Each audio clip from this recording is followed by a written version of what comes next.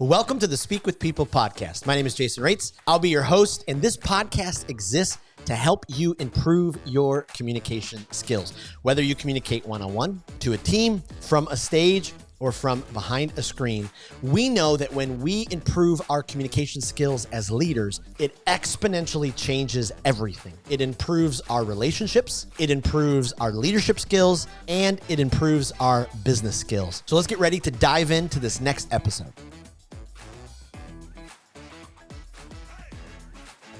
Well, do you really want to win in your workplace?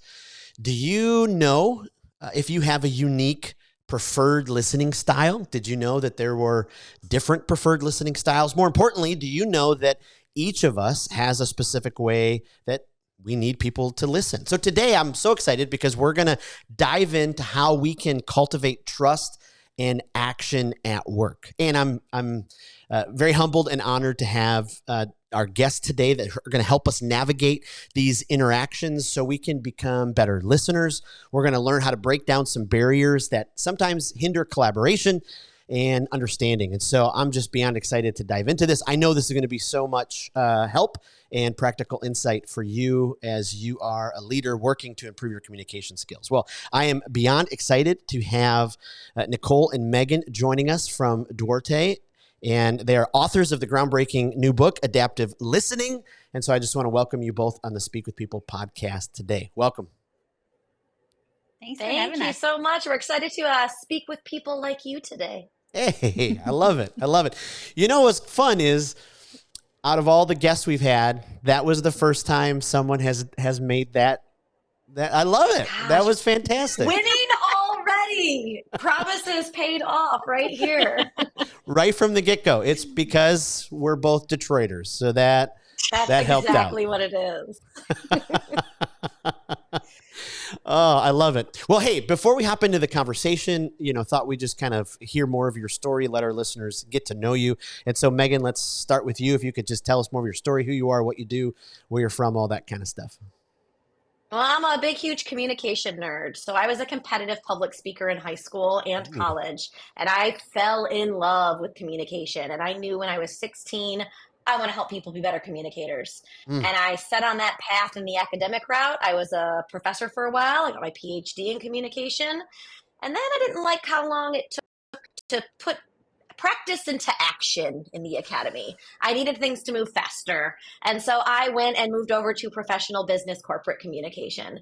And so now I work at Duarte, where I lead a team of strategists, writers, and speaker coaches. And when I am not helping leaders become better communicators, you will find me cheering on my Detroit sports teams. That is how I spend most of my free time, is watching sports. All right. That's fantastic. Awesome. Nicole? Well, I majored in communication as an undergrad and somehow found myself into sales. And it was lucrative, but I kind of felt like I wanted to do something more. I didn't really love going to work every day. Wasn't super passionate about it.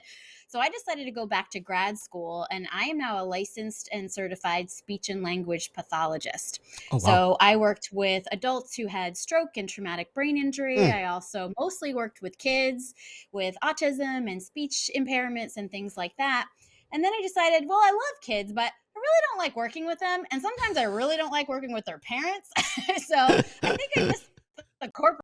And so I sort of found this lovely niche between the speech and language side of things and the corporate side of things. And that's how I became a speechwriter and a speaker coach and met Maegan at Duarte. Wow. Absolutely fantastic. One thing kind of jumps right off the pages for me.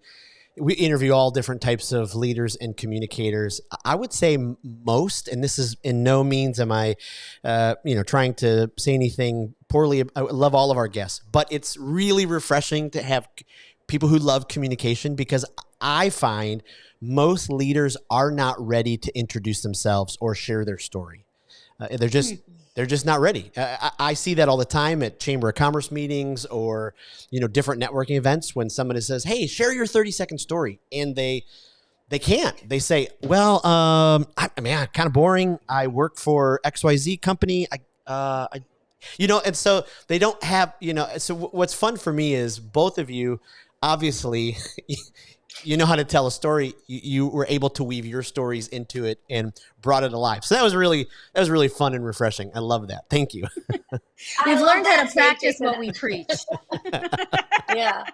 I always tell people, if you're not excited to tell your own story, why in the world would anyone be excited to listen to it? Right. We do a free training, how to tell your story in 30 seconds. And it's just still surprising. I'm like, hey, this is a skill that you can use every single day in your leadership, in your professional career. Because really, at the end of the day, you want to be remembered. So, get right to it. I love it.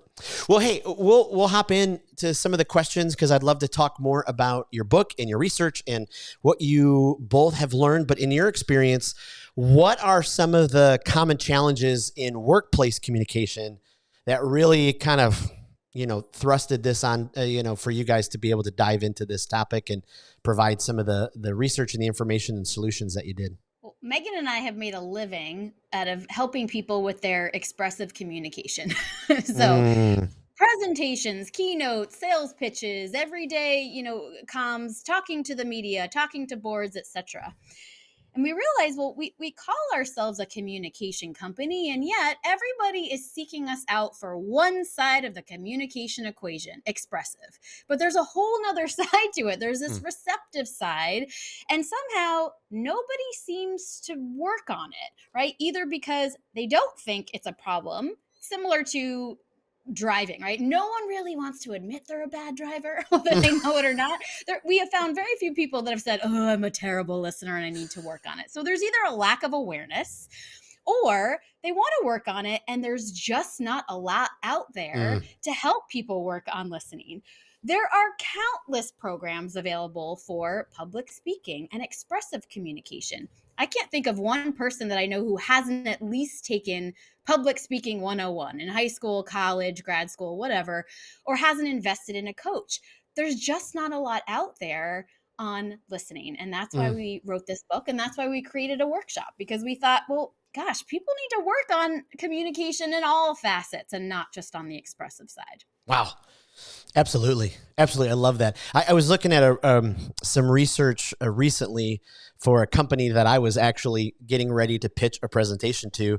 And a study by Hart Research found that 93% of employers consider communication skills more important than a graduate's major. But they also in the study recognize that it's not common practice to do anything to help their people improve. And it's just amazing. We spend all this time communicating. Some studies say up to 2/3 of our day we're communicating some way, but we don't really invest in it, much at all. Why do you think that is? Why do you think more companies, more leaders don't take the time to invest in kind of all facets of their communication? It seems easier than it is. If you are a typically hearing adult, you have been listening your whole life. So it seems really hard to allocate budget dollars to a thing we think everybody should already know how to do. Like, no one's teaching me how to chew my food better because I know how to chew my food. Very rarely do I get coaching on my walking. I know how to walk where I need to walk. Right. So I'm not going to invest in those things until someone says, Maegan, all your back problems are because you carry your weight weird when you walk. Well, someone's going to have to tell me that in order for me to want to make the investment. And so we don't fault people for thinking, oh, I don't think I need to work on that because I do it all of the time, except it doesn't take a deep dive analysis to realize most of the problems in your organization are communication problems because either someone doesn't know how to clearly articulate the value and the actions that need to happen, or someone doesn't know how to process, remember, and respond the right way. It is the majority of the problem. And sure, you might have leaders who have different skill sets at strategy and execution, but Nicole and I have combined 30 years of experience working with leaders in communication. It's almost always the communication problem. If it's not all of the problem, it's a major part of the problem that can be solved. Wow. Absolutely. It's a little phrase that we use to speak with people a lot is healthy communication is oxygen for your relationships and your leadership. So our phrase, speak with people, not at them. We try to build this metaphor, we want to breathe into people, not suck the life out of them. But it's like just what you said. It's so fascinating when that one employee or that one coworker is a poor communicator, the entire place feels it quickly because everybody gets tense every time they're around. It's so incredibly important. What went into, as you guys got ready for this book, as you listened to different employees, especially when it comes to being a great listener, what were you hearing? What were the major themes that kind of came across that employees in workplaces, how could they improve, further listening skills? We did 3 years of research. We did Mm. countless interviews, alphas, betas of our workshop. And what we were really looking for is finding out, okay, when somebody listens to you and your goal is met, how does that make you feel? And Mm. what are those people doing that builds that trust? A lot of times people say, yeah, I go to that colleague a lot, and they can't really articulate why. But a lot of times it's because they are a good listener and they listen in a way that helps you meet your goal. So we asked so many questions about when someone listens to you and things happen, what does that situation look like? And then on the flip side, when someone is not listening to you, what does that look like? Mm. And what we uncovered was, one, there is not one right way to listen in the workplace. A lot of people think folks are either listening or they're not. They're either a good listener or a bad listener. And through adaptive listening and all this research, we uncovered, well, no, there are actually 4 different ways that people need you to listen in the workplace. And we call this the SAID listening model. So with the SAID listening model, it's an acronym that stands for support, advance, immerse, and discern. As listeners, we show up to the interaction with a SAID listening style. It's what we default to. So we are by nature either support, advance, immerse, or discern listeners. When we walk into an interaction, the person speaking needs us to listen in one of those ways. And the goal here is to uncover, how do they need me to listen in this moment? And do I need to adapt from my style to meet those goals? Wow. And so, have you then, what is one of the best ways then for employees to, recognize or figure out their style? Well, we made a style finder just for that very reason. Look at that. Look at that. So we've got hosted on our website, and there are links to it in our book, a version. It's a 10-question style finder that you would take. Put you in some scenarios. You figure out what your preferences would be, and at the end, we tell you what your style is, or if you have a combination of styles. Because becoming a better listener at work starts with knowing, how do I listen today? And like Nicole said, most people don't think they're bad listeners, and we're even willing to say they're not. They're just not aligning the way they're used to listening with the goal that someone has. Because part of our research was asking people, hey, who are the good listeners in your organization? And they could always name them. It's not that there was a lack of good listeners. Wow. It was us figuring out, well, what are the good listeners doing that makes them good? How can we codify that? And how can we then train other people into do the things the great people are already doing? And so figuring out what your style is the eye opener. We have had leaders tell us, this has changed my life. I didn't realize I was approaching the world with a particular style. Yep. We've had individual contributors realize, oh my gosh, I now know why me and my manager don't get along. We're having a conflict of listening styles. That's why we're not on the same page. Yeah. But it all starts with, how do I prefer to listen? There's nothing wrong with any of the 4 styles. In fact, we need all of those styles in the workplace. And the real trick of adaptive listening is you have to be able to adapt to the other ones, even if it's not your preferred style. And I bet that's so important now. I mean, 2024, we have 4 generations in the workplace, and it's so fascinating when you think about Gen Z all the way up to the boomers, how important it is, probably more important than ever, to be able to learn this adaptive listening. Why? I love that it's adaptive listening. Why is active listening not enough? Why adaptive listening? We did a real deep dive into active listening when we created this, because for decades, it's been the gold standard for listening in the workplace.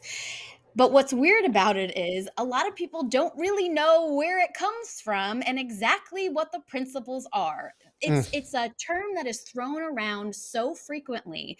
If you do a Google search on active listening, you get literally millions of results and dozens of different definitions. We uncovered that it was created by psychologists in the 1950s specific for the therapeutic setting. mm, Somehow it got translated into the work world because there was just nothing better. But it has certain principles like pay attention. And adaptive listening says, well, duh, of course you should pay attention. That's the bare minimum in the right. workplace. We're adults. You need to turn off your notifications and pay attention. But it also says things like avoid judgment, don't give advice, summarize, ask questions. Adaptive listening says, well, sometimes, but sometimes people need your judgment, for example. In fact, Mm, Maegan and I have made a living out of judging other people as coaches. People pay us a lot of money to say what's working and what's not with their right. communication. So, of course, judgment is warranted. So, we just decided active listening works sometimes. It doesn't work all the time. We absolutely need a better way to listen in the workplace. And again, it's not the same way every time. Sometimes people will need your judgment. Sometimes they'll need your advice. They always need you to pay attention. Mhm. But yeah, it was falling short for us. Mm. Oh, I love that. Going back to the generation thought too, it's probably such a much different level. I think through, a boomer or, me in the Gen X world, as I work with, well, and now in my company, I work with and also parent because I have a 19-year-old son who, has been brought into the family business. But when you say pay attention, it's really fascinating, I think, as you think about the different generations of that pay attention. For boomers, it's like, Yes. okay, everything is focused, nothing else is happening. Gen Z, they might have 7 things going on and they hear, absolutely everything. So just, I think it's so terribly important, to be able to learn those, different listening styles and be able to do that, with a team. Uh, I would gather that if teams actually did this, the trust among themselves would just exponentially explode. What do you think holds back companies from investing more in this type of training and, opportunity to build that kind of trust and move forward? Like I mentioned before, I think it's hard for people to think this is a thing I need to work on. Mm, There is not a lot of it out there. So there's a hurdle that Nicole and I have had to overcome of telling people there's a gap they didn't even know was a gap. When people at work aren't paying attention. right. Like we said, that's not what this is about. Pay attention, you're an adult. All right, I'm not having that conversation anymore. I'll put you on an improvement plan. Pay attention. Right. But getting to the nuance of doing it the right way at the right time for the right person, I think that has just not entered the conversation Mm, as something that needs to be developed. I just think it's a lack of awareness. I don't think it's a hesitancy to move forward with it. mm, Speak with people value storytelling. You value connection. You value helping other people know how to communicate the right way expressively. It took a while to get corporations to agree that mattered. That was a right. hard sell 20 years ago. It's not really a hard sell today. I don't got to sell anybody on the Right. neuroscience of storytelling. It's out there. We agree on it. Whether I got the dollars to invest is a different story, but we're on the same page. Yeah. Well, now we got to tell people, you didn't know you were listening the wrong way. You didn't know your teams listen to each other differently. Yeah. And I think it's going to change minds. And I think it will be the next big area of development for people. We are lucky to work at a company where every single person has been trained in adaptive listening. Mm, So not only did we have to, dog food it ourselves and ask for internal help, but our leadership team took hold. They've done it themselves at retreats. We've had working sessions. They all know their styles. They know each other's styles. mm. They know who to go to where. And every time we have a company event, they incorporate a module on adaptive listening. So we have that toolkit as an organization, and it absolutely changes the way that we interact with each other. No, I'll Goodness, I add too. I think love that. Maegan alluded to this earlier, but A lot of times people don't know they have a listening problem. So a lot of times when they come to us and they're trying to figure out what workshop would be best for me and my team to take on communication, we never ever hear we need to work on listening. Really almost never. What we do hear is we have misalignment, mistrust, Mm, missed deadlines, and inefficiencies. And then we say, have you considered that this is actually a listening problem? Oh, a lot of people think it's their strategy. It could be, it's other factors, but man, it's just they're missing the mark with where the actual problem lies. mm, mm. And I think So that's why they don't invest in it. right, absolutely. So walk us through if you're, say you're, a middle level manager, or you work at a company and you would like to present this, bring this kind of idea to your boss. What would be some steps, some insight, some help, to help that person pitch it to their company? I'd say Yeah, I start think with yourself. Go ahead, Nicole. Go ahead, Maegan. Yeah, sorry. No, I that's think what I say.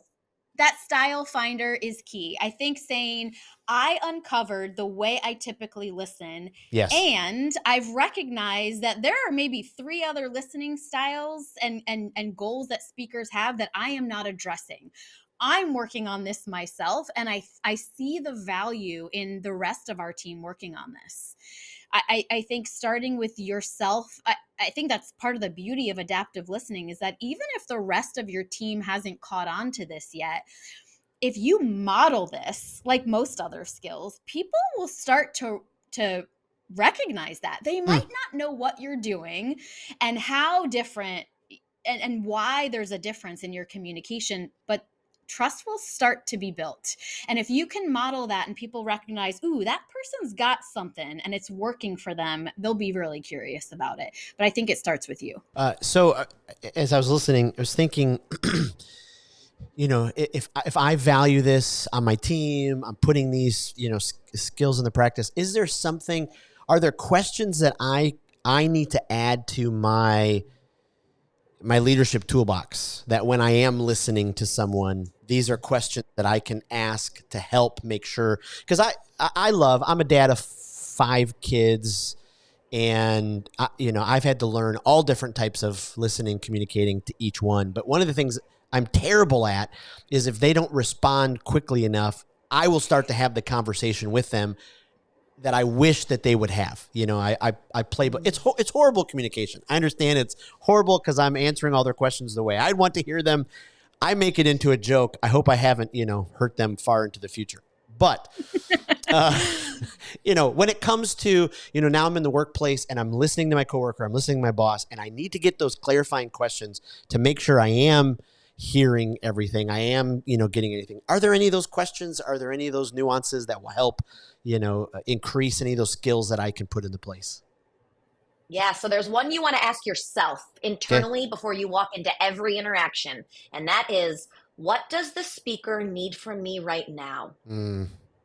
It takes the focus off of you. It completely puts it on the other person communicating with you.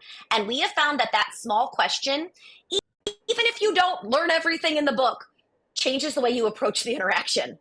Because most of us don't walk into other people and go, what does this person need from me right now?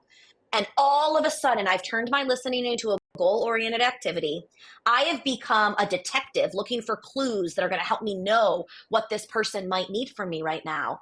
If there's someone I interact with often, I might know very quickly. Maybe we have one-on-ones. Maybe they're my favorite customer. I usually know what they need when they come to me. If it's a new person, I've got to watch for eye contact. I've got to listen for hesitancies in the voice. I've got to look for urgency and mannerisms. All of those would be a cue. Do I need to support, advance, immerse, or discern? And that's the second part, is putting it into the categories quickly. Becoming very adept at going, what do they need? This one of the 4. What do they need now? This one of the 4. That's what's going to really set you up to show up the right way. I was coaching a CEO of a company, and he's also a father. And we were working on his listening skills. And he brought up that he's married to a woman, and he is a father of 3 daughters. And he tells me a story of how his daughter comes home from college and explains to him something she learned in college about science and the sea. And he's like, oh, did you know? And he said she got deflated every Mm. time I added another tip. And I said, I want you to stop. Think about those 4 listening goals. What do you think she wanted from you? Mm. And he went, oh man, she just wanted to connect with me. She just wanted to be Wow. like, Dad, be proud of me. I'm learning a thing at school. And I said, that's all she wanted. She wasn't trying to teach you something. She didn't want you to go off and hunt for new biology in the sea. There was Mm. no action item for you here. She wanted a moment to connect with her dad about this cool thing she learned. And right then we got to use a low stakes lifestyle moment to Yep. have him unlock something that he could bring into the workplace. Wow. Wow. I mean, it's just, again, we breathe all day long and we take it for granted until something is wrong with Okay. our lungs. It's the same thing with our communication. We communicate all day long and we take it for granted that we could be going all these years with not really communicating very well. And if we just took a couple of these steps to learn some of these skills, I mean, just imagine what it would unlock in our personal relationships, our leadership, our work relationships. So I'm just blown away by the work you guys do. I love also being a communication coach because sometimes I feel like a life coach or a counselor because of those moments, right? Oh yeah. Oh yeah. We say Always. it's part therapy. Yeah, it's absolutely part therapy. Yes.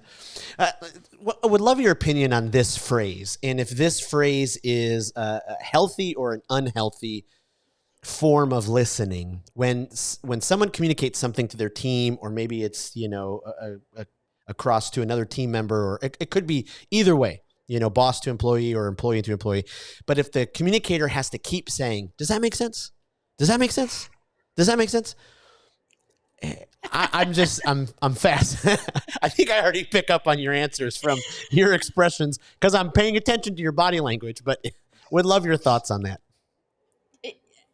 Number one, this could be a combination of expressive and receptive communication problems here. If you are not clearly communicating and you have to ask that repeatedly, you're probably not delivering your message in a clear and concise way. So that's one. Two, it comes across as quite condescending, right? Does that make sense? It's like, I don't know. That's something I might say to my 4-year-old nephew. It's probably not something I'd say to adults in the workplace. A better way to say that is, what questions do you have? Right? Assume that these people have questions. Because I also don't like, do you have any questions? The answer is always nope. Depending on the situation, nobody wants to admit when they have questions in certain situations, but that's a better way to engage with folks, is to say, what questions do you have, rather than that made sense. If it didn't make sense, you'll know based on their questions. So I say, scratch that one from your vocabulary. It's not the best.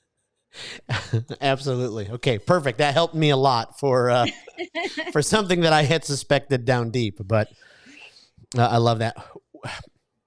What about forceful listening or forceful, when someone's kind of demanding that, what am I trying to get to? So, if I'm in a workplace situation and someone's delivering something from up front, and they can sense that it's not really connecting with everybody, but then they get more and more forceful. How do I then respond in that kind of situation? One, to either kind of diffuse it, but then two, to kind of help maybe de-escalate their force. I've seen this so many times. The person's just, why aren't you guys getting this? What's happening here? What's going on? Is there any thoughts or advice you could give in that situation? Yeah, all of the explanation you gave made me think that what that person actually needs right there is support listening.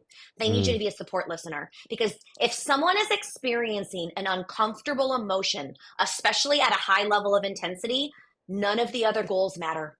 The only thing that matters is that you give them support listening, you validate their emotions. And so as the listener, I'm going to cause a pause in the interaction. I'm a very confident person. I also am not conflict averse. So I don't have a problem when I notice someone getting heated or forceful going, hey, I want to take just a beat here. Right. I'm worried that, and then I want to use emotional language. So part of the book is an emotion 101 for people, that we're not really great at labeling our emotions. We all use that fake phrase of, I feel like, and then we say a thought instead of a feeling. I feel like you're not listening. That's not a feeling. In no way is that a feeling. That's absolutely an observation of a behavior. Versus I feel sad that you're not listening to me. Well, that's a feeling. And now we change the whole dynamic of the conversation if I just use vulnerability to tell you I feel sad. So if I'm the listener and someone's coming at me, I'm going to really focus on meeting the emotional need I believe that they're having in that moment. Wow. Years ago, I started an MBA. I didn't finish it. I'm an MBA dropout. I have many excuses. Someday I'll join you both with the array of degrees, but my life was changed because I was introduced to a book called Primal Leadership by Daniel Goleman, and everything just exploded for me, because up until that point I had thought that most of leadership and communication was force and control and lead out of fear. And then everything changed for me. I was like, wait a minute, I suspected this was wrong, but here I am in the right way. You talk about the emotion 101. I think the younger generations and kind of where we're going, the tide is turning, and it has turned, far, far, far. But, you watch those TV shows like Mad Men, or, when we look at the workplace in the 50s to 80s, where it's like, okay, we're going to pound it out of them. What if for those people who still work in that place or have a boss or a supervisor who still communicates, leads, listens out of that way, any advice that you could give them other than you probably should move on? We probably all know, hey, there's other great jobs out there. Leave that place. Bosses have emotions too. I think it's important to recognize that. Maegan is my boss. I think she's a human like everybody else. Most of the time I get that from her, but they need your empathy as well. That can be really hard with someone who's challenging. And I equate it to, toddlers or even teenagers who have big feelings. What do they really need in that moment? They need empathy.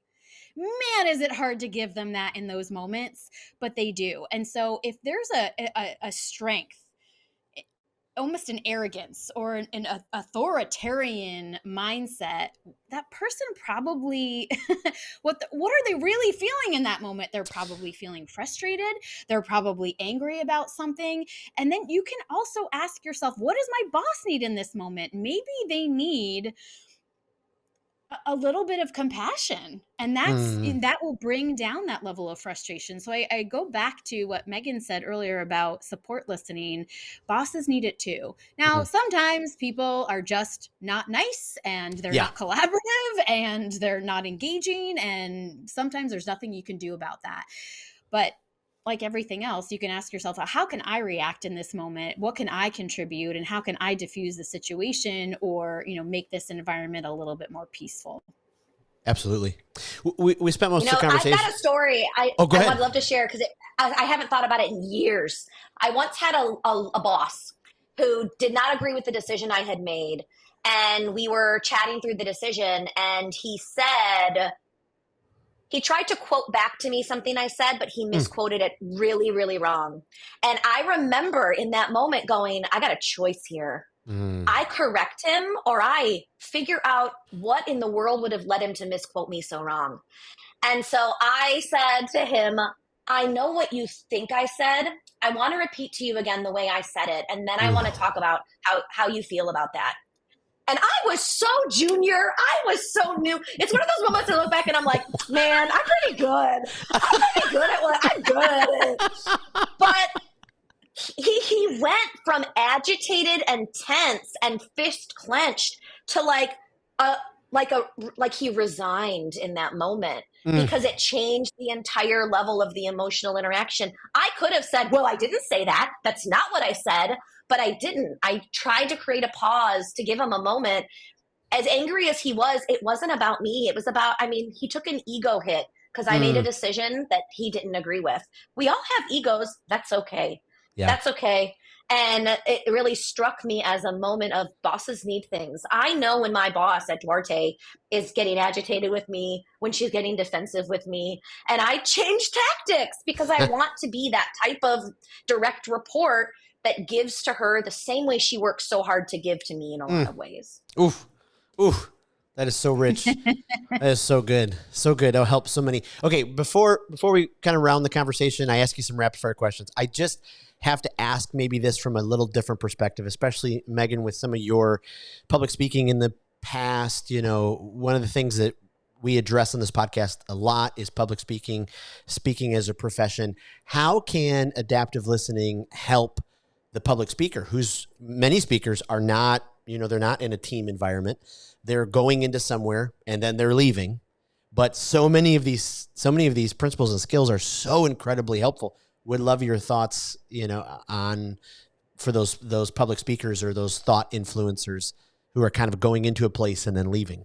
Yeah, so all public speaking 101 would tell you, right? Audience matters. Audience over content. Audience is the most important. I think adaptive listening starts to give you some tools to do audience analysis in a very important way when it comes to creating the content. And I'll let Nicole say a little bit more about this. This is a conversation we have all of the time, given the line of work we do. Yeah, we when we go into meetings with clients to write speeches for them, we always ask, where's your audience coming from and where do you want them to go by the time we're done speaking? How do you want their behavior to change? What are they currently thinking? How are they behaving? How are they acting? What are their emotions? How can you possibly know the answers to that question if you haven't listened to your people? How do you know what your audience wants to hear if you haven't first heard from them? Because a lot of times they'll show, I don't know what they're currently thinking. Okay, go find out, and then you can come back and work with us, because we can't read minds. And how can you possibly move someone if you don't know what their baseline is? You can't. But another huge thing that adaptive listening is different, I think, compared to some other listening models. We believe that responding is part of listening. And we see a lot of memes out there. You have 2 ears and 1 mouth for a reason. You know, basically the gist is listen more than you talk. Sure, maybe sometimes, but how are the people speaking to you supposed to know that you heard them and you listened in the right way if you don't respond? Responding is different depending on what their listening goal is. Your response will be different if that person needed you to listen to support versus listen to advance, listen to discern, listen to immerse. It's different. But responding is part of listening. So you need to know after you listen what to say back in order to close this communication loop and build that trust. Ooh, so valuable and so important. I literally could ask you guys 100 more questions, because this conversation is so, especially Nicole, with some of your work with autism. I have 2 children with autism. And so I'm learning a whole different angle of communication and listening, because sometimes my 9-year-old, I'm like, hey, I don't think you're recognizing anything, but he is. Oh, he's, you know. In a different way. And that's the other thing we love about adaptive listening is it recognizes listening differences. So, you know, if I have a colleague who's furiously taking notes and I think they're not paying attention to me, they're paying attention. They're just listening and absorbing in a different way. And I think working with neurodiverse populations, man, that really hits home even more, right? I love that. That's great. I love it. Okay, before I do let you guys go, let me ask you some rapid fire questions, and we can, Nicole, if you go first, and then Maegan, but we try to create some resources for our folks. We talk a lot about speaking on this podcast. Do you have a favorite speaker? Just somebody that, they fill your bucket every time, their content, their delivery, you can kind of keep going back to listen to them. Michelle Obama. Politics aside, that woman has a combination of warmth and strength like I've never seen. And it's why people ask her to run for office. It doesn't seem to matter what she says. I trust her. I think she's smart. She's warm without being mushy, and she's strong without being authoritarian. She's just found the perfect mix, and I could listen to her all day long. What she says and how she says it just really hits home for me. I could listen to her all day. I love it. I love it. Nicole? My favorite is Indra Nooyi. Oh, that's okay. Indra Nooyi, the former CEO of PepsiCo. Whenever someone asks me for an example that they need, I say, go watch Indra Nooyi. Have you seen Indra Nooyi in a fireside chat?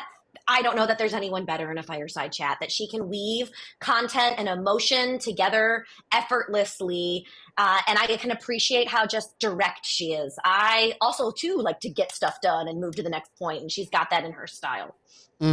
It's so fascinating you said that, because I actually just added one of her quotes to one of my keynotes. I was like, I had never seen this quote before, and I'm like, then I found it, and I'm like, oh, this is so good. Okay, a podcast or a YouTube channel, same kind of thing. Maybe it's guilty pleasure, maybe it's on the development side, but just feeds you, fills you up. I'm a huge podcast fan, and I consume media as a means of escape. So I like a good story. I love The Moth. It's a bunch of true stories, people standing on stages telling true life stories. I love Dateline. I don't know what's going on with women my age, but apparently we're all obsessed with murder and mystery. I am jumping on that basic bandwagon. I'm not ashamed to admit it. I could listen to Dateline all day, every day. And it's because of the storytelling, let's face it. Yes. And it's true. Those are my two faves. Yes.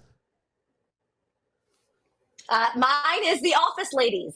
Oh. I have probably watched The Office more than a dozen times. It is the one show we put on when we don't know what we want to watch. It lives on the weekend. It's just on for like 9 hours a day on the weekend.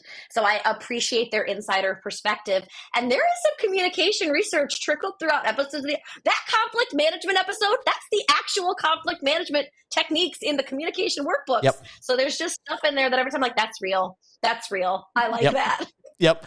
We're going back and forth later in the year of doing a series, communication skills that we learned from The Office or from Ted Lasso. We're trying to go back and forth because both of them are just, I'm just saying the same way with you. It's interesting about The Moth. Have you heard of Matthew Dix, who wrote Storyworthy? He's done lots with a story and. I wasn't, once you said the name, I didn't recognize it, but I recognized the deliverable that you just mentioned. So maybe. Okay. Well, very much look him up when it comes to story. He's done some stuff with The Moth and all that kind of stuff. Just fascinating. Oh, cool. Great. Okay. So the last one, a book. So, for leaders who say, I need something to invest in my communication skills. What's your go-to book for this? This is an interesting one because it's not a business book per se, but I love Nonviolent Communication by Dr. Marshall Rosenberg. He's now deceased, but he was a psychologist, and he worked with conflicts between Israelis and Palestinians, gangs, etc. And it's sort of become a business book. In fact, I read it before I came to Duarte, and I recommended it to the entire team. And one of our senior leaders came up to me almost in tears, and she said, Nicole, I think you have to accept that the entire reason you came to Duarte was to recommend this book to me. It has completely changed my life personally and professionally. I have since found out that Satya Nadella, CEO of Microsoft, has made his entire leadership team read this book. Wow. It is all about how to use empathy to build trust, personally or professionally. It's about understanding others' emotions and expressing your own to get people to change their behavior. It is spectacular. I highly recommend it. Mine is going to be Dare to Lead by Brene Brown. I think you and I had a similar journey on leadership means XYZ. Like if I study like a surgeon, I too will one day be a good leader. No, leadership is introspective. Leadership is vulnerable. Leadership is courageous, and it is daring. And so I am here for any book that makes you turn inward and isn't just focus on the tactical skills you need to be better, which is ironic because Nicole and I wrote a book on tactical skills you need to get better. But the introspective piece is really where leadership development comes from, because it's not the Mad Men era. That time is gone, and Gen Z won't stand for it. Right. And they are our future lords. So we must answer to them and be ready to be grateful to them for what they have brought to the workplace. Absolutely. Oh, well, thank you. Thank you so much. Just what you said at the end there, one of the companies I'm working with, they're asking the question a lot because the boomers are, was their kind of bread and butter. So now they're looking at the other generations, and it's like, hey, we've got to really pay really strong attention to Gen Z because they're actually pretty powerful. Absolutely. They are. Well, I can't thank both of you. This has been so rich, so insightful. again, I'm getting a little fanboy here, but I could go on and ask you guys tons of questions. Just appreciate, what you bring to the world in the communication. Where's the best place we can send our listeners to find your resources, your book, all that kind of stuff? Yeah, if you go to duarte.com/adaptive listening. So duarte.com/adaptive listening, you'll get a link to order the book or pre-order it because it's on its way, depending on when you listen to this. And then also overview of the workshop in case that's something you want for yourself or your team. And of course, Nicole and I are both on social. Find us on LinkedIn, find us on Instagram. Our names are our handles. Well, perfect. Well, thank you again. And thank you to our listeners for joining in each and every week. We'll put the resources from this episode in the show notes and in our community Facebook group, and we're excited to get those out to you. So look forward to our next episode. Thank you for listening again. Well, thank you for joining us on another episode of the Speak with People podcast. We hope that you were encouraged. We hope that you were inspired and challenged to improve your communication skills. I want to thank you again for being a part of the Speak with People podcast community. Make sure you don't miss out on being a part of the Speak with People Facebook community group. Just head to Facebook, type in Speak with People, scroll down and join our community because every single day we're encouraging each other. We're helping each other to improve our communication skills. Thanks again, and we'll see you in the next episode.